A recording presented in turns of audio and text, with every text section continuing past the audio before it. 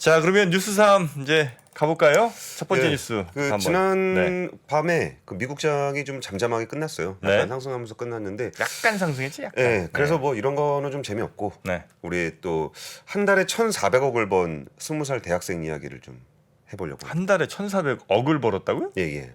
20살이? 예, 미국 시장에서 이제 가장 핫한 이름은 BBB죠.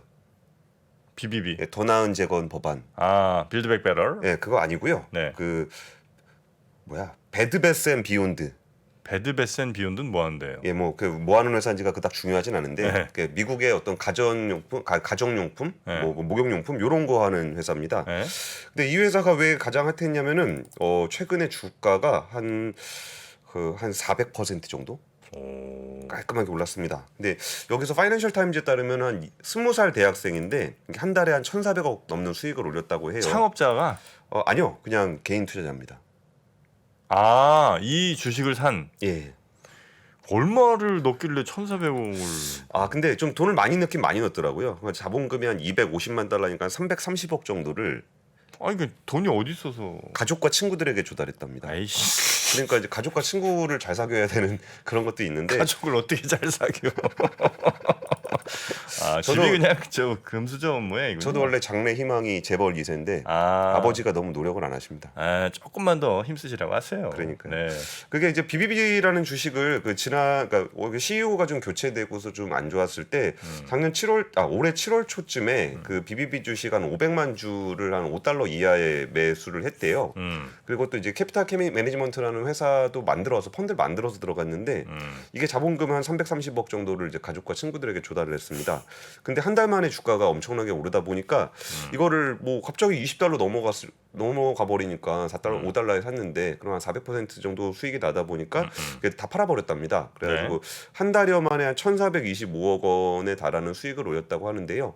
이게 20살 대학생이라고 하지만 아예 그 주식에 대해서 모르는 분은 아닌 것 같고 헤지펀드에서 약간 그 인턴 경험이 좀 있고 네. 채권 해칭 리스크 관련한 논문도 냈답니다. 근데 채권 해칭 리스크 관련 논문을 쓰신 분이 왜 이런 주식을 330억을 질르셨는지 모르겠는데 네.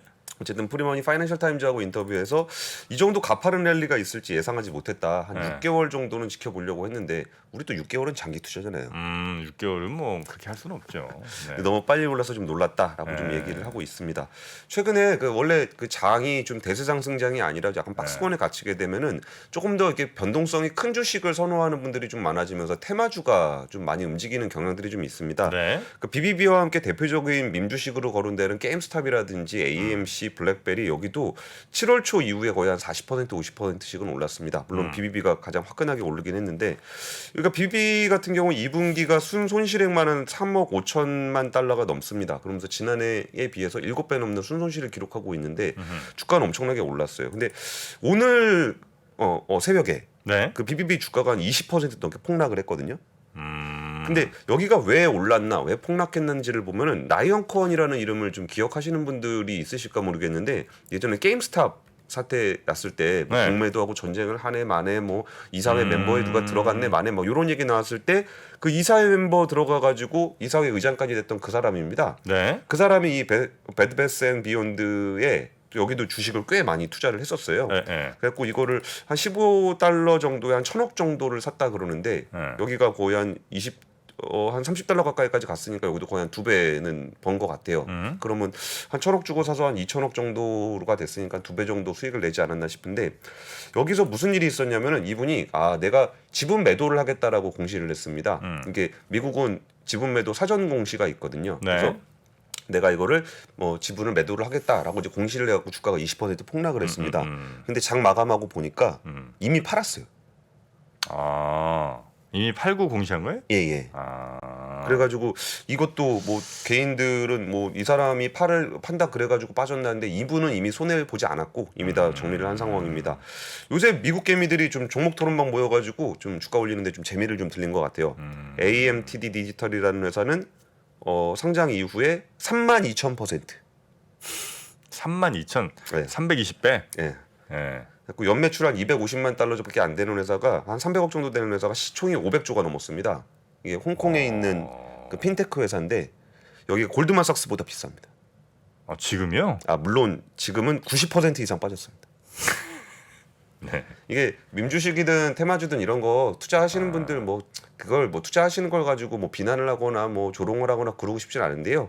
이게 변동성이 워낙 큰 주식에 대해서는 이게 굉장히 자기가 투기적인 상황에 노출돼 있다라는 것을 좀 염두에 두시면서 하셨으면 좋겠어요. 웬만하면 안 하시면 좋겠고 네.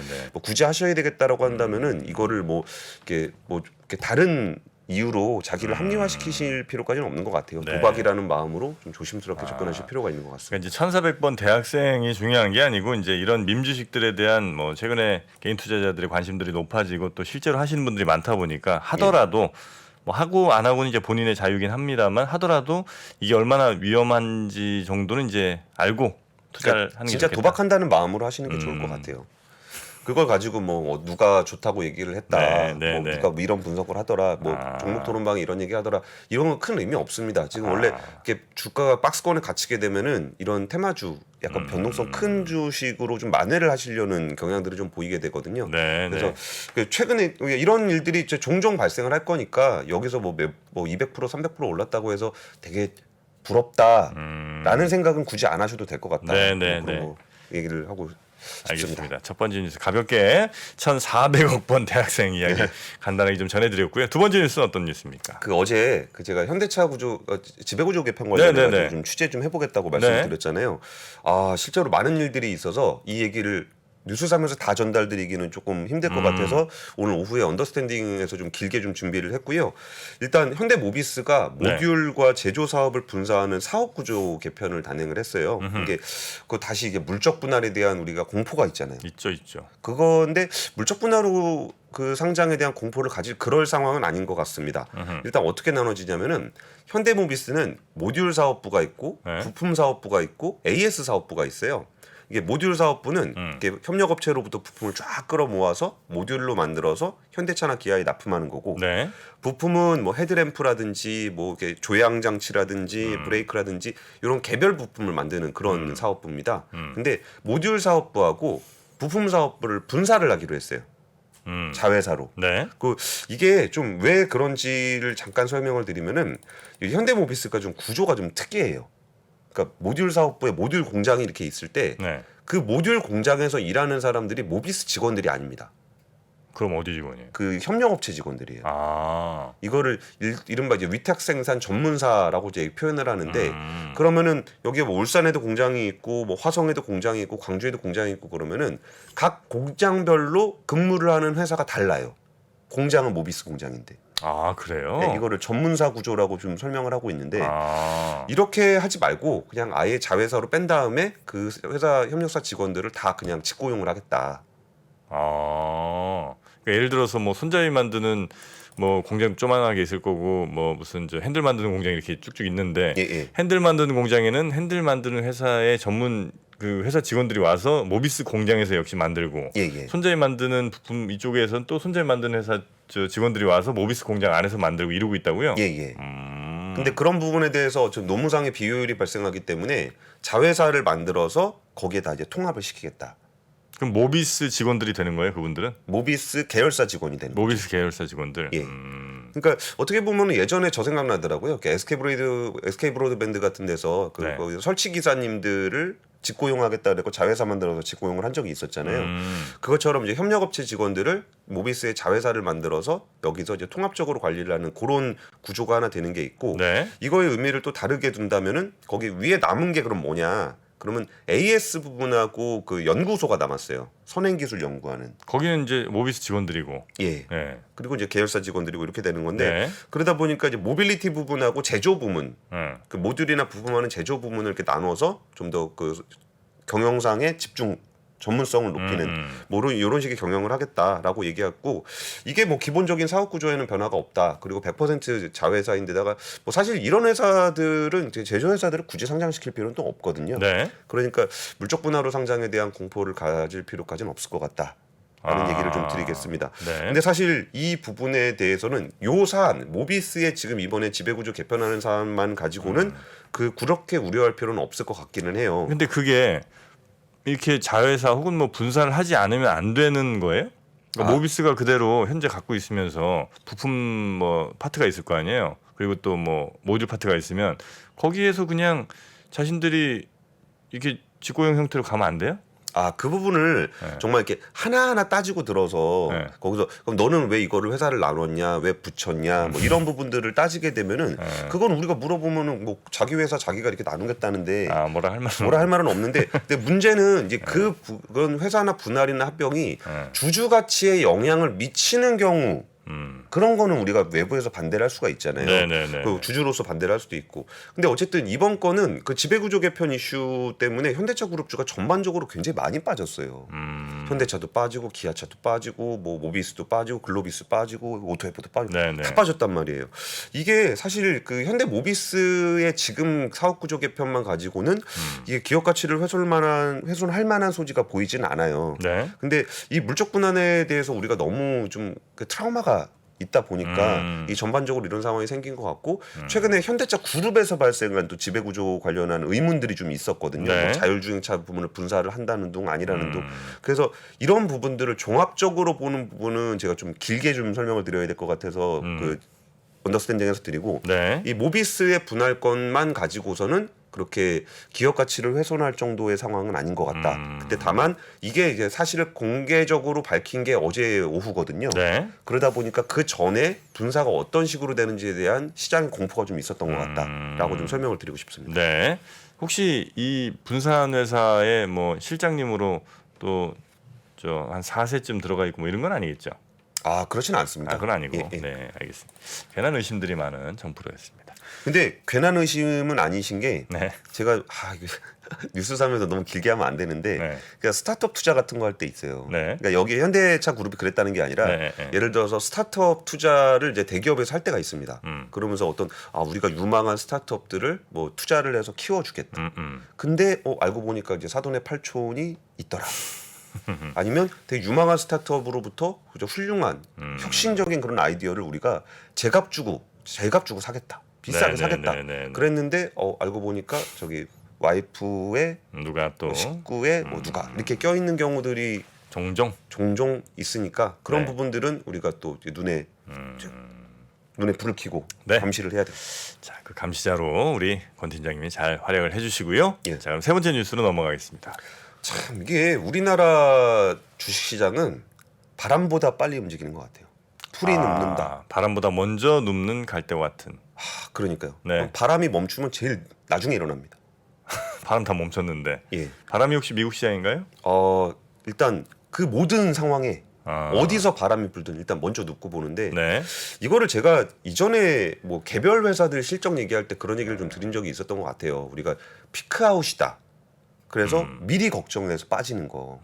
이게 정말 고질적인데 우리가 이번에 뭐 주가가 뭐 3,300에서 2,300까지 그냥 뭐 거의 폭포수처럼 쏟아져 내려오고 네. 우리는 더 이상 뭐 실적이 안 좋을 거다, 경기가 둔화될 거다 그러는데 이번에 상반기에 상반기에 상장사의 매출과 이익이 또 사상 최대를 기록했습니다.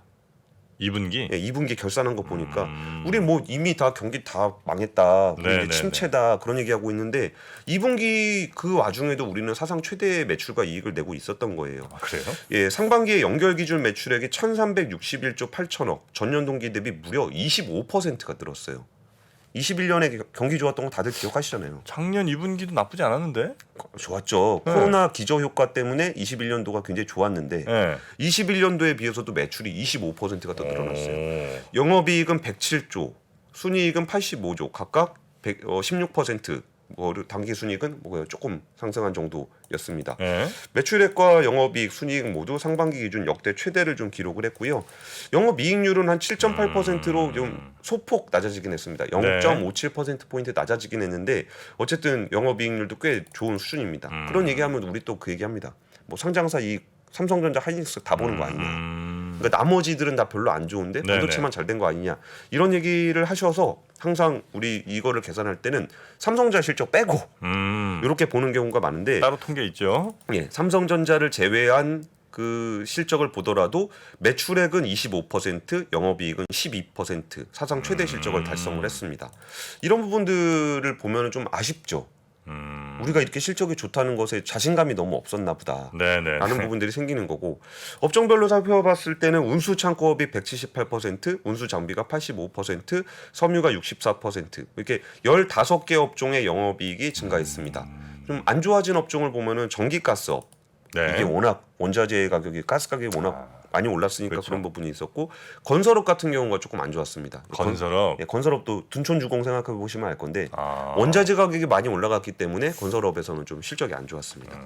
이런 부분들을 좀 감안을 했을 때 네. 2분기가 좀 아쉽다. 그리고 여기서 금융업 같은 경우도 그 뭐 은행 같은 경우는 순이익이 증가를 했는데 보험은 좀 안 좋아. 증권 보험이 좀 안 좋았습니다. 증권이 왜 안 좋았는지는 다들 아시다시피 우리가 실적에 대한 자신감을 잃고 네. 시장을 떠났죠. 거래 대금이 굉장히 줄었기 때문에 증권업은 좀 안 좋았고, 그럼 은행 같은 경우는 이게 뭐 이자 이익은 여기도 머니네버스 립이잖아요. 우리가 휴일에도 이자는 내야 됩니다. 아유 고맙습니다. 그래서 은행들은 좀 실적이 괜찮았습니다. 그러니까 이 부분에서 좀 아쉬웠던 거는 은행들 실적은 항상 좋거든요. 근데 근데 실적은 늘 좋죠. 예, 근데 금융지주의 그 주주의 한 70%가 외국인입니다. 아 그래요? 왜냐하면은 개인들이 사기에 너무 매력이 없어요. 금융주가. 아. 뭐 캐피탈 게인, 그러니까 주가 변동성도 너무 낮고 실적이 아무리 좋으면 뭐하냐. 뭐 주가도 안 가고 배당도 안 주고. 저는 이 문제는 되게 정말 안타까운데 저는 은행주가 배당을 많이 줘야 된다고 생각합니다. 그리고 개인들이 그 은행주를 많이 사야 된다고 생각해요. 왜냐하면 전형적인 은행업은 내수산업이기 때문에 네. 이 내수산업에서 좀 우리 이자로 돈을 버는 회사예요. 그럼 그 회사가 배당을 국민들한테 많이 주고 네네. 그러면 그걸 가지고 국민들이 많이 사고 그러면 외국인 비중이 70%까지 되는 이런 일은 없을 거 아니에요. 그러니까 예를 들면 뭐 우리 지주 혹은 뭐 신한지주 이런 지주 회사들의 70%는 지금 외국인 소유예요. 예, 개인들한테 너무 매력이 없어요. 주가도 안 움직이고 배당도 안 주고. 근데 진짜 배당 넉넉하게 주면서 개인들이 충분히 그 주식을 많이 보유를 하고 그 배당을 가지고 또 국민들의 개인 소득을 늘리고 이걸 또 소비를 하고 네네. 이런 선순환 구조를 만들려면은 은행주 같은 경우는 저는 배당을 충분히 많이 줄 수 있도록 해야 된다라고 네네네. 좀 주장을 하고 있습니다. 자 금융주들 배당 또 막 이렇게 많이 나오면 연말에 또 뉴스 나오잖아요. 배당 잔치를 뭐 이렇게 해갖고 그러니까 우리한테 배당 잔치를 하자는 거죠. 우리한테 해야 되는데. 그러니까 배당을 많이 주고 개인들이 많이 사고 그래서 우리 국민들 개인들이 같이 배당 잔치를 하자는 거죠. 왜냐하면 우리가 낸 이자로 돈을 번 거니까 네. 그거를 뭐 싸놓고 있으면 뭐 하겠습니까? 자 이런 이거는 제가 나중에 정말 집중적으로 한번 네. 금융주의 어떤 배당 정책이나 주주환원 정책을 어떻게 가져가야 되는지 그리고 이제 금융당국이 금융회사를 컨트롤할 때 어떤 방식으로 해야 되는지는 좀 더 깊이 있게 나중에 한번 다뤄보도록 하겠습니다. 네. 자 그러면 뉴스3은 우리 권 팀장님의 픽으로 3개 오늘 해봤고요. 그러면 저 이제 퇴근해도 되나요? 무슨 말씀이세요? 네, 오늘 아침 계속 저희랑 쭉 하셔야죠. 예. 우리 박병창 부장님 모시러 가겠습니다. 평소 경제 뉴스를 볼 때 100% 이해가 되지 않았다면, 어려운 용어를 알아듣지 못해 답답함을 느꼈다면 오건영의 경제를 보는 눈 강의를 통해 차분하게 경제 기초를 쌓아보는 건 어떨까요? 저는 강의에서요 기초적인 단어들도 좀 담으려고 했고 이 단어들이 실제 신문 기사에서 어떻게 쓰이는지 그리고 이 신문 기사 이외에도 다른 콘텐츠에서 우리 실제 생활에서는 어떻게 쓰이는지 되게 풍부한 사례를 담으려고 했어요. 수차례 보시면서 반복하시면 마치 무언가 뉴스를 들었을 때 툭 튀어나오는 느낌? 예, 그런 걸 좀 느끼시지 않을까. 그럼 툭 튀어나올 정도로 많이 보려면 흥미로워야 되잖아요. 그래서 그게 제가 좀 많이 기획할 때 노력했었던 그런 부분이라고 보시면 됩니다. 쉽고 재미있게 최대한 기획을 해봤습니다. 드라마처럼 재미있게 경제 공부를 할 수 있다면 이게 제가 생각했던 모토였고요. 예, 그렇게 됐으면 참 좋겠습니다. 네. 경제 뉴스가 명쾌하게 이해되는 즐거움. 오건영의 경제를 보는 눈 강의를 통해 경험하실 수 있습니다. 신규 출시 기념 8월 31일까지 얼리버드 특가로 만나보시죠. 지금 바로 영상 아래 댓글을 확인하십시오.